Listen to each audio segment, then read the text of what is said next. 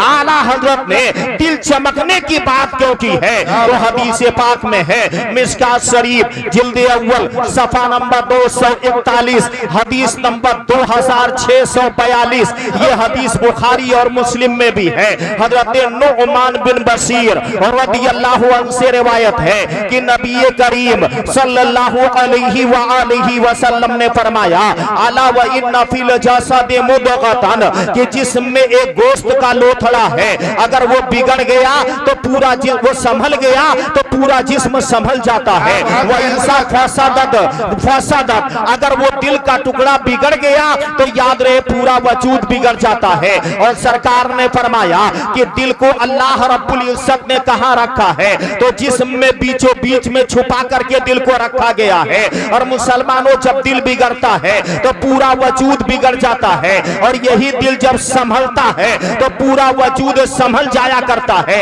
इसीलिए सूफियाए कराम हमेशा दिल की इस्लाह पर ज्यादा जोर दिया करते हैं कि अगर दिल संवर जाएगा तो पूरा वजूद संवर जाएगा, अगर दिल बिगड़ जाएगा तो पूरा वजूद बिगड़ जाएगा। मुसलमानों, जब दिल बिगड़ता है तो क्या होता है? इसी दिल के बिगड़ने से पैरों का चलना बिगड़ जाता है, इसी दिल के बिगड़ने से हाथों की हरकत बिगड़ जाती है, इसी दिल के बिगड़ने से ज़बान का बोलना बिगड़ जाता है, इसी दिल के बिगड़ने से आंखों का देखना बिगड़ जाता है, इसी दिल के बिगड़ने से कानों की समात बिगड़ जाती है, इसी दिल के बिगड़ने से दिमाग के ख्यालात बिगड़ जाते हैं। पता क्या चला? दिल क्या बिगड़ा? पूरे वजूद को बिगाड़ दिया। यही जब दिल बिगड़ जाता है तो बंदा अय्याशी के बाजार गर्म करता है, यही दिल बिगड़ जाता है तो बंदा जिना में मुलव्विस हो जाता है, यही दिल बिगड़ जाता है तो बंदा शराब नोशी करता है, यही दिल बिगड़ जाता है तो बंदा शतरंज खेलता है, यही दिल बिगड़ जाता है तो बंदा चोरी करता है, यही दिल बिगड़ जाता है तो बंदा चुगली करता है, यही दिल बिगड़ जाता है तो बंदा हसद की आग में जलता है। पता क्या चला? दिल क्या बिगड़ा? पूरे वजूद को बिगाड़ दिया। यही दिल बिगड़ जाता है तो बंदा डॉक्टर बन के डाकू बन जाता है, यही दिल बिगड़ जाता है तो बंदा स्कूल के नाम पे डाकू बन जाता है, यही दिल बिगड़ जाता है तो बंदा बम ब्लास्ट किया करता है, यही दिल बिगड़ जाता है तो बंदा चोरी पर आमादा हो जाया करता है। पता क्या चला? दिल क्या बिगड़ा? पूरा वजूद बिगड़ गया। यही दिल बिगड़ता है तो बंदा सिद्दीक़ अकबर की शान पे हमला करता है, यही दिल बिगड़ता है तो बंदा फारूक आजम का बाकी बन जाता है, यही दिल बिगड़ता है तो बंदा उस्मान हैदर को निशाना बनाता है, यही दिल बिगड़ता है तो बंदा शहीद आजम की शान में बकवास करता है, यही दिल बिगड़ता है तो बंदा नबी के इल्म गैब पे हमला करता है, यही दिल बिगड़ता है तो बंदा नबी के इख्तियार पे हमला करता है। पता क्या चला मुसलमानों? दिल क्या बिगड़ा? पूरे वजूद को बिगाड़ करके रख दिया। मगर मुसलमानों, जब ये दिल चमकता है तो पैरों का चलना चमक जाता है, हाथों की हरकत चमक जाती है, आंखों का देखना चमक जाता है, ज़बान का बोलना चमक जाता है, दिमाग के ख्यालात चमक जाते हैं। पता क्या चला? दिल क्या चमका? पूरे वजूद को चमका करके रख दिया। मुसलमानों, जब ये दिल चमकता है तो बंदा सदाकत का पैकर सिद्दीक़ अकबर बनता है, जब ये दिल चमकता है तो बंदा अदालत का ताजदार फारूक आजम बनता है, जब ये दिल चमकता है तो बंदा सखावत का ताजदार उस्मान गनी बनता है, जब ये दिल चमकता है तो बंदा विलायत शुजाअत का ताजदार मौला अली बनता है। पता क्या चला? दिल क्या चमका? पूरे वजूद को चमका दिया। और जब दिल बिगड़ता है तो पूरा वजूद बिगड़ जाया करता है। पता ये चला मुसलमानों, सिर्फ इल्म से कामयाबी नहीं मिलती है। आज डॉक्टर बनकर के जुल्म करता है, आज मास्टर बनकर के जुल्म करता है, आज पढ़ लिख करके बम और कारतूस बनाता है। पता चला सिर्फ इल्म नहीं बचाता है। मुसलमानों, बचोगे कैसे? कामयाब कैसे बनोगे? तो किसी ऐसे के बंदे की बारगाह में चले जाओ, हाजी बारी से पाक के पास चले जाओ, मखदूम असद जहांगीर के पास चले जाओ, खाजा गरीब नवाज के पास चले जाओ, गौसुल आजम के पास चले जाओ। इसलिए कि इन्होंने अपने दिल को रोशन किया, और जो इनके करीब हो जाता है अल्लाह उसके भी दिल को रोशन कर देता है। और जब दिल रोशन होता है तो बंदा आलिम हो या जाहिल हो, अल्लाह उसे कामयाब बना देता है, अल्लाह उसे बुलंदी अता फरमा देता है। पता चला सिर्फ इल्म नहीं बचाता है। मुसलमानों, अगर बचना चाहते हो दुनिया और आखिरत में तो उनके करीब हो जाओ जो लोग अल्लाह के करीब हो चुके हैं। अल्लाह, नारे तकबीर, नारे रिसालत जश्न मिलादुन नबी अल्लामा मुस्तफीज आलम साहब किबला। याद रहे क्या कहने, सिर्फ इल्म से नहीं बचेगा। आज जितने बम बनाने वाले हैं ना सब बहुत पढ़े लिखे हैं। जितने चोरी डकैती करने वाले हैं सबके पास बड़ी बड़ी डिग्रियां, सिर्फ इल्म से नहीं बचेगा। जब जमीर गंदा हो जाएगा तो आलिम बन के चोरी करेगा। जब जमीर गंदा हो जाएगा तो मुफ्ती बन के चोरी करेगा। जब जमीर गंदा हो जाएगा तो डॉक्टर बन करके फरेब देगा। जब दिल गंदा हो जाएगा तो लेक्चरर बन करके फरेब देगा। जब दिल गंदा हो जाएगा, पता चला सिर्फ इल्म ज़ाहिर से कामयाबी नहीं मिलेगी जब तक कि उसके पास इल्म बातिन न हो। क्या बात है, जिंदाबाद। सिर्फ इल्म ज़ाहिर से शेख सादी कहते हैं इल्मे की राहे हक न नुमाया जहालत। जो इल्म राहे हक ना दिखाए वो इल्म नहीं, वो तो जहालत। शेख सादी क्या बात। तो आला हजरत असीमुल बरकत क्या फरमाते हैं, चमक तुझसे पाते हैं सब पाने वाले, मेरा दिल भी चमका दे चमकाने वाले। आला हजरत ने दिल ही को चमकाने की बात क्यों की? तो आला हजरत बहुत दानिश्वर का नाम है। आला हजरत गौर किए कि पूरे जिस्म में, पूरे बॉडी में सबसे बड़ा कौन है, बादशाह कौन है, सर के ऊपर हुकूमत कौन करता है। यही दिल राशि न हुआ तो करबला में 22,000 का लश्कर सर्रार मिलकर हुसैन को झुका न सके। पता चला ये सर झुकता है उसी वक्त जब ये दिल राशि होगा, और हुसैन का दिल राशि न हुआ तो सर कलम तो हो गया था लेकिन करबला में झुका नहीं। अल्लाह अल्लाह अल्लाह। पता चला कि ये दिल जिंदाबाद जिंदाबाद, ये दिल वो बादशाह है जो सर के नीचे रहकर सर के ऊपर हुकूमत करता है। दिल वो बादशाह। याद रहे, अगर घर का, अगर मुल्क का बादशाह बिगड़ जाए, जैसे जिस्म में बादशाह कौन है, दिल, अगर वो बिगड़ा तो क्या हुआ, पैर, हाथ, आंखें, कान, पूरे सारे जिस्म के आज़ा बिगड़ जाते हैं। तो अगर मुसलमानों मुल्क का बादशाह बिगड़ जाए तो बताओ मुल्क में तबाही आएगी कि नहीं, मुल्क कहसारी का शिकार होगा कि नहीं, मुल्क में बर्बादी आएगी कि नहीं, मुल्क के लोग परेशान रहेंगे कि नहीं। क्योंकि जब बादशाह ही बिगड़ गया है तो निजाम क्यों नहीं बिगड़ेगा। तो बिला तमसील में बताना चाहता हूँ कि दिल क्या है, तो बादशाह है, और जब बिगड़ता है तो पूरे जिस्म को बिगाड़ देता है, और जब ये चमकता है तो पूरे वजूद को चमका भी देता है। तो आला हजरत असीमुल बरकत क्या फरमाते हैं, चमक तुझसे पाते हैं सब पाने वाले, मेरा दिल भी चमका दे चमकाने वाले। तो आजकल लोग अपने जाहिर को तो बहुत चमकाते हैं, साबुन से, शैम्पू से, क्रीम से अपने जाहिर को बहुत चमकाते हैं, लेकिन अपने दिल में हसद भर के रखे हैं, जलन भर के रखे हैं, तासुब भर के रखे हैं, अपने दिल को गंदा बना लिए और ऊपर से बज़ाहिर चमका रहे हैं। और लोग अच्छी तरह से जानते हैं असल जिस्म नहीं है, असल तो जिस्म के अंदर की जान है।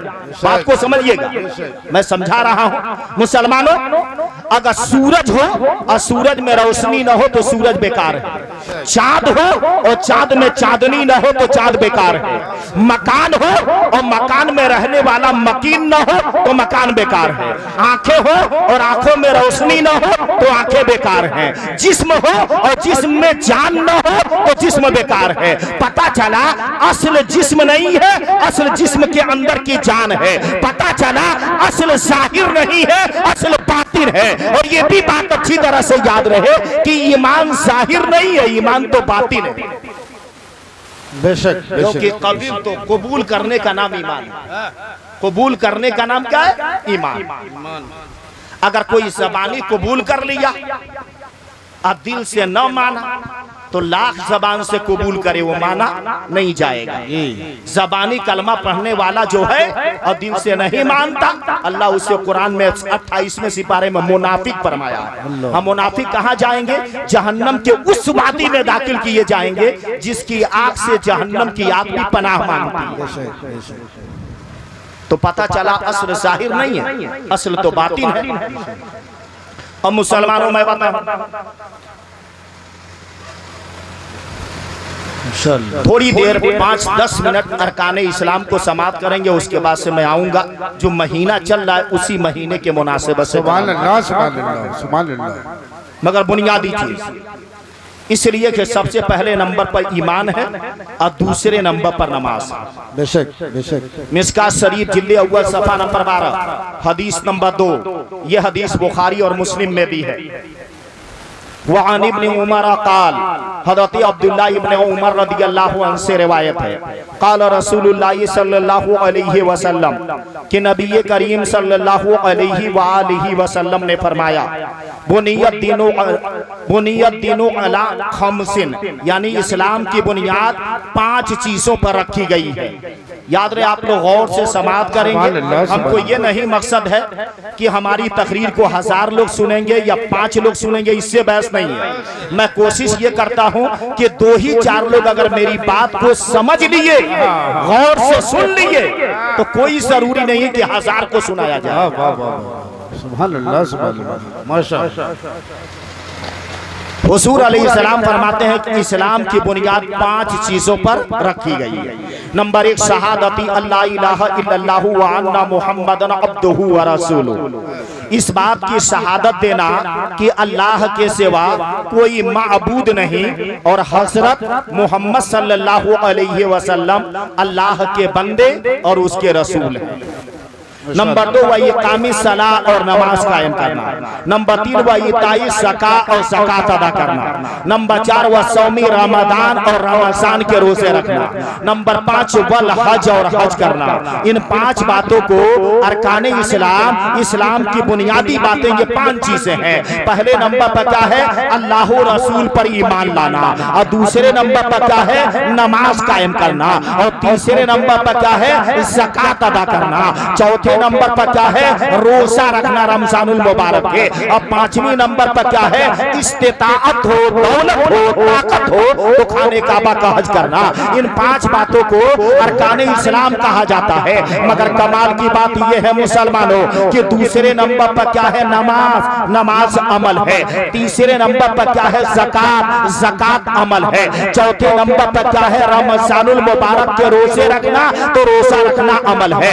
5वीं नंबर पर क्या है? हज करना अमल है। ये चला मुसलमानों, नमाज भी अमल है, ज़कात भी अमल है, रोजा भी अमल है, हज भी अमल है। तो ये 4 अमल है। तो मुसलमानों, इन चारों से पहले क्या फरमाया गया? अल्लाह रसूल पर ईमान लाना। पता चला आमाल बाद में है, ईमान पहले है। और ये बता दिया गया कि नमाज उसी वक्त कबूल होगी जब ईमान की दौलत होगी। रोजा उसी वक्त कबूल किया जाएगा जब दिल में ईमान की दौलत होगी। ज़कात को उसी वक्त कबूल किया जाएगा जब दिल में ईमान की दौलत होगी। हज को उसी वक्त कबूल किया जाएगा जब दिल में ईमान की दौलत होगी। इसीलिए अरकाने इस्लाम में पहले ईमान को रखा गया और बाद में अमाल को रखा गया। और ये बता दिया गया कि बगैर ईमान के तुम्हारा कोई भी अमल अल्लाह की बारगाह में काबिल कबूल नहीं। बेशक बेशक बेशक। पहले नंबर पर अल्लाह रसूल पर ईमान लाओ। दूसरे नंबर पर क्या करो? नमाज कायम।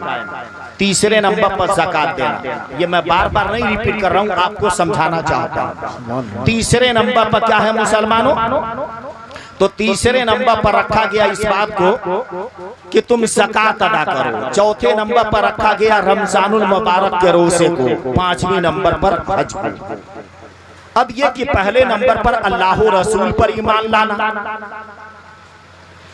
अगर कोई बंदा कहे कि मैं सिर्फ अल्लाह पर ईमान लाया और नबी को न माने, नमाज भी पढ़े, ज़कात भी दे, रोजा भी रखे, हज भी करे, और कहे मैं सिर्फ अल्लाह को एक मानता, अल्लाह पर ईमान लाए और नबी को न तस्लीम करे, तो क्या वो मोमिन होगा? मुसलमान होगा? ईमान वाला होगा? तो हरगिज नहीं होगा। आइए मैं आपको समझा रहा हूँ। शक्कर व पानी मिलने से शरबत बनता है, गरम गर्म व सर्द तार मिलने से बिजली का पावर बनता है और अल्लाह रसूल को मिलाने से ईमान बनता है। पता चला बगैर मिलाए ईमान बनेगा ही नहीं। बंदा सिर्फ अल्लाह को मान करके कभी मोमिन नहीं होगा। इसलिए कि मुसलमानों, अल्लाह ने ईमान की दौलत कहीं और नहीं, दरे मुस्तफा पे है। अब मुसलमानों, जब तक बंदा नबी को नहीं मानेगा वो मर्द मोमिन नहीं हो सकता, वो ईमान वाला नहीं हो सकता। जैसे कि शक्कर को अलग कर दे, पानी को अलग कर दे, अब पूछा जाए क्या है तो बंदा जवाब देगा एक शक्कर है और दूसरा पानी है। लेकिन दोनों को मिला दिया जाए तो ना कोई शक्कर कहेगा ना कोई पानी कहेगा, सब शरबत कहेंगे। तो बेला तमसील मुसलमानों, ला इलाहा इल्लल्लाह और मुहम्मदुर रसूलुल्लाह, आमन्ना बिल्लाहि, हम अल्लाह पर ईमान लाए, आमन्ना बिर रसूल और हम रसूल पर ईमान लाए, यानी ला इलाहा इल्लल्लाह मुहम्मदुर रसूलुल्लाह पढ़ करके हम इस्लाम में दाखिल हो गए। ला इलाहा इल्लल्लाह क्या है तो कलमे तौहीद है और मुहम्मदुर रसूलुल्लाह क्या है तो कलमे रिसालत है। लेकिन जब दोनों को मिलाते हैं तो ना कोई तौहीद कहता है ना कोई रिसालत कहता है, सब के सब कहते हैं कलमे तैयबा। सुभान अल्लाह, सुभान अल्लाह, माशाअल्लाह। अब मुसलमानों, ये कि आपने ये समाज किया, ईमान लाने के बाद चार काम करना, नमाज कायम करना, इसमें हम लोग बहुत पीछे हैं, नारा लगाने में बहुत आगे। ये बात अच्छी तरह याद रहे, नारा लगाने में बहुत आगे। और मुसलमानों, सिर्फ नारा लगाने से बात नहीं बनेगी, सिर्फ दावा करने से बात नहीं बनेगी। अब कोई कहता है मैं मानता हूँ ला इलाहा इल्लल्लाह और मुहम्मदुर रसूलुल्लाह को ना माने, तो याद रहे वो कभी भी अल्लाह की बारगाह में ईमान वाला नहीं हो सकता। तमाम आज़म चेहरा अशरफ और अफजल और सारी इबादत में सजदा अफजल। तमाम आज़म में चेहरा अशरफ और अफजल। आइए मैं मिसाल देके समझा रहा हूँ। मिसाल के तौर पे किसी लड़की के लिए लड़का देखने जाएंगे तो जाकर बंदा चेहरा ही देखता, ये नहीं बोलता है कि शर्ट खोलो मैं देखूं तेरा पीठ कैसा है, तेरा पेट कैसा है। बात को समझिए। आज जब लड़के वाले आते हैं लड़की देखने तो लड़की का भी चेहरा ही देखते हैं, चेहरा ही असल है, उसी चेहरा को देखकर फैसला किया जाता है। तो तफसीरे नईमी में तफसीरे कबीर के हवाले से लिखा है तमाम आसा में चेहरा अशरफ और अफजल है और सारी इबादत में सजदा अफजल है। सुभान अल्लाह, सुभान अल्लाह, सुभान अल्लाह। सजदा अफजल। अब कोई बंदा सजदा ना करे, बात को सुनिएगा, कोई बंदा सजदा ना करे और रोजाना फातिहा कराए, रोजाना मिलाद कराए, रोजाना सलाम पढ़े, रोजाना मजार पे जाए, रोजाना वसीफा पढ़े, रोजाना तिलावत करे, तो मैं बोल रहा हूं दावे के साथ उसका कोई भी अमल अल्लाह की बारगाह में कबूल नहीं होगा। जिंदाबाद। कोई भी अमल अल्लाह की बारगाह में कबूल नहीं होगा। क्यों नहीं होगा उसे पहले समझने की कोशिश करें। आप किसी भी खानकाह में चले जाए, मुसलमानों जो सच्चा पीर होगा उसके पास जाएं और जाकर बोले मुझे ये परेशानी, ये दुश्मनी, घर में ये परेशानी, माँ बाप को ये परेशानी। अगर वाकई वो सच्चा पीर है तो क्या जवाब देंगे मालूम है? फजर की नमाज पढ़ के ये वसीफा पढ़ना, जोहर की नमाज पढ़ के ये वसीफा पढ़ना, असर की नमाज पढ़ के ये वसीफा पढ़ना, मगरिब की नमाज पढ़ के ये वसीफा पढ़ना, ईशा की नमाज पढ़ के ये वसीफा पढ़ना, तहज्जुद पढ़ने के बाद ये वसीफा पढ़ना। अगर सच्चा पीर होगा तो पहले नमाज पढ़वाएगा फिर वसीफा पढ़वाएगा, क्योंकि वो जानता है कि बगैर नमाज के कोई भी अमल अल्लाह की बारगाह में काबिल कबूल। नारे तकबीर, नारे रिसालत, जश्न ईद मिलादुन नबी। याद अगर कोई ऐसा पीर है जो ये कहे कि नमाज न पढ़ो सिर्फ हमारा ये वजीफा पढ़ो, तो इसके बारे में क्या सुनेंगे? शरहे फिक्का अकबर में 955 साल पहले के बुजुर्ग इमाम मोहम्मद गजाली तहरीर फरमाते हैं कोई ऐसा पीर है जो नमाज नहीं पढ़ता है उसे जो कत्ल कर देगा वो 100 इस्लाम के दुश्मनों को कत्ल करने के बराबर सवाब पाएगा। इसका फतवा है इमाम मोहम्मद गजाली। ये जितने ठकोसले पीर हैं, जितने ये मक्कार पीर हैं जो खुद नमाज नहीं पढ़ते, अपने मुरीदों से नमाज नहीं पढ़वाते, याद रहे मुसलमानों, नमाज क्या है? तो सबसे अफजल इबादत है तो नमाज है। इसीलिए ईमान के बाद सबसे पहले क्या रखा गया? नमाज पता चला कि ईमान क्या बात के फौरन बाद जो है वो नमाज है। इब्ने माजा में है, सफा नंबर 52 है। हुजूर अलैहिस्सलाम फरमाते हैं कयामत के दिन ईमान के बाद सबसे पहला जो सवाल किया जाएगा तो नमाज के बारे में सवाल किया जाएगा।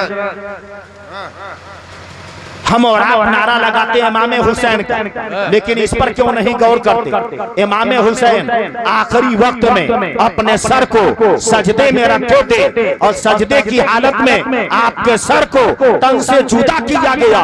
गोया इमाम हुसैन करबला से बता रहे हैं कि सच्चा पक्का मोमिन वही अल्लाह की बारगाह में है जो कभी नमाज को तर्क नहीं करेगा, जहां कहीं भी रहेगा, जिस हाल में भी रहेगा, अपने सर को बारगाह इलाही में झुका दे। और हमारे पास क्या है? दावा बहुत, नारा हम बहुत लगाते, दावा बहुत ठोकते, लेकिन हमारे पास अमल नहीं।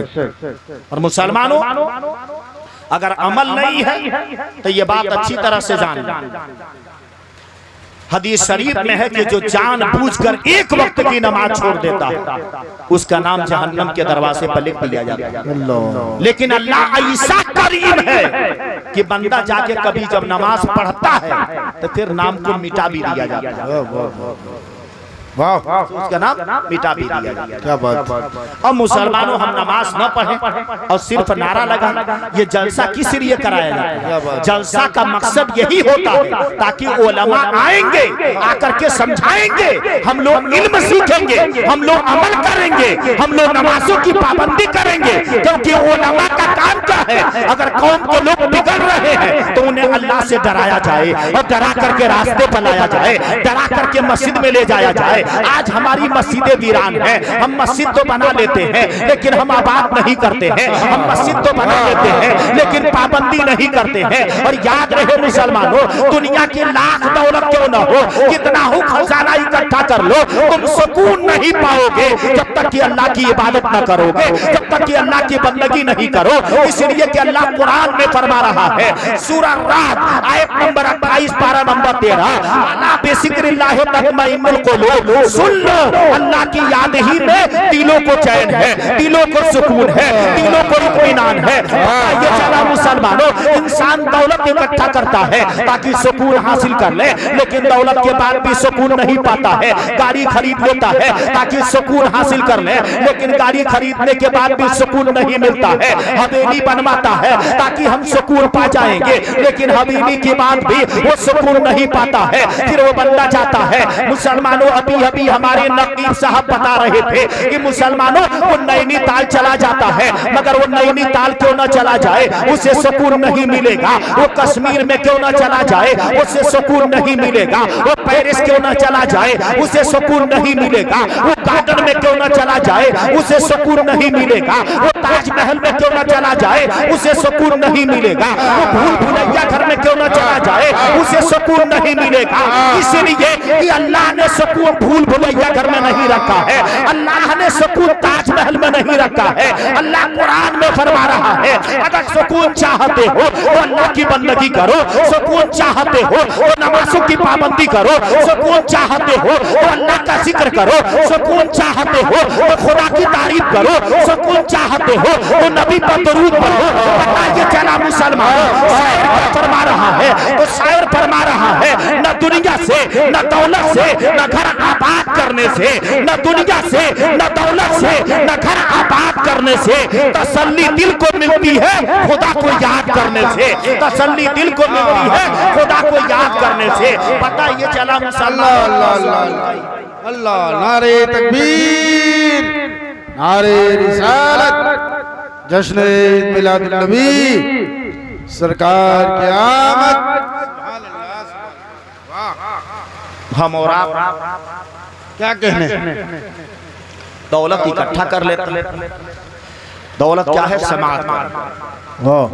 मुसलमानों नमाज, क्योंकि मैं बोला था नूर पे, अब मेरी तकरीर कहीं और हट के चली गई। अब नूर पे नहीं जाऊंगा, नूर पे तो काफी लंबी बहस है।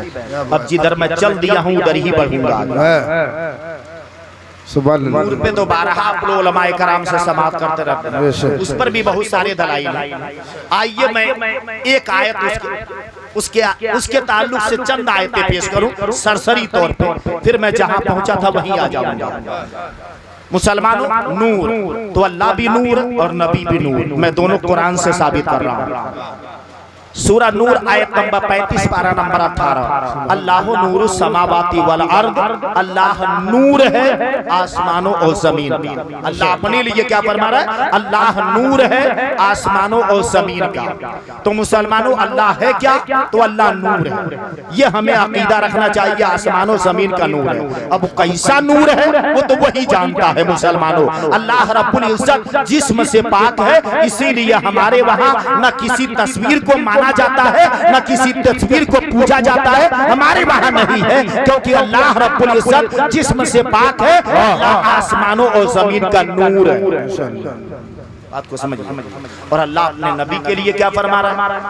ये तो अल्लाह अपने लिए फरमा रहा है, अल्लाह मुस्तफा के लिए फरमा रहा है। सूरह माइदा आयत नंबर 15 पारा नंबर 6, कद जाअकुम मिनल्लाहि नूर, बेशक तुम्हारे पास अल्लाह की जानिब से एक नूर आया, वह किताबुम मुबीन और रोशन किताब।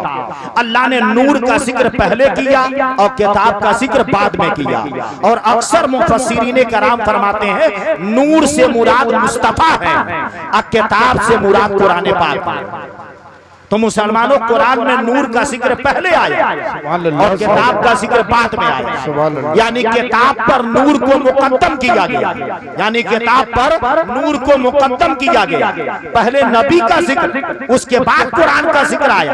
ये बात कहां से साबित है? कुरान से साबित है। इससे मालूम ये हुआ कि हमारे नबी किताबुल्लाह से अफजल है, इसीलिए पहले मुस्तफा का जिक्र आया, उसके बाद किताब का जिक्र आया। आप हैरान न होंगे मुसलमानों, कुरान क्या है? नबी का मोजिज़ा है। कुरान नबी का मोजिज़ा है और हमेशा मोजिज़ा दिखाने वाला मोजिज़े से अफजल हुआ करता है। मोजिज़ा दिखाने वाला मोजिज़े से अफजल हुआ करता है। इसीलिए मुसलमानों कुरान का, नबी का जिक्र कुरान में पहले आया और किताब का जिक्र बाद में आया। किताब पर नबी को मुकद्दम किया गया, किताब पर नबी को मुकद्दम किया गया। और से समाप्त करें, मैं मिसाल देकर के समझा रहा हूं। किताब कुरान है तो मुसलमानों कुरान को देखने वाला, कुरान को देखने वाला और पढ़ने वाला कारी होता है। कुरान को देखने और पढ़ने वाला कारी होता है। खाने काबा को देखने वाला हाजी होता है। मैदान कारजार में जंग करने वाला गाजी होता है। फैसला सुनाने वाला काजी होता है। मगर मोहब्बत से नबी को देखने वाला सहाबी होता है। और सहाबी का मकाम आलिम से अफजल है, सहाबी का मकाम वली से अफजल है, सहाबी का मकाम गरीब नवाज से अफजल है, सहाबी का मकाम गौसे आज़म से अफजल है, सहाबी का मकाम वारिसे पाक से अफजल है, सहाबी का मकाम अब्बास से अफजल है। अब मुसलमानों कमाल की बात है कि कुरान देखने और पढ़ने वाला कारी होता है, मगर साहिबे कुरान को देखने वाला सहाबी होता है। और 1000 कारी, करोड़ों कारी मिल जाए तो एक सहाबी का मुकाबला